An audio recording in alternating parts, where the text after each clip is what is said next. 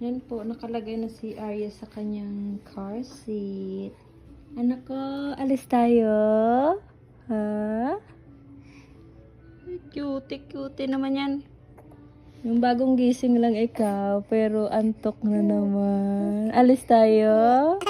Babay tayo, no? No? Alis tayo, no, anak ko? Ay, nakagala na ng bata na yan, ah. Makagala na naman yun, no? Excited yung magala, eh. Bye-bye!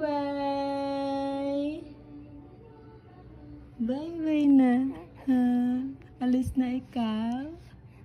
Ha? Close na natin yung iyong para hindi ka pasukin ng lamig, no? Ayan, tabunin natin. Diba pretty? Ba? Hello! Ay!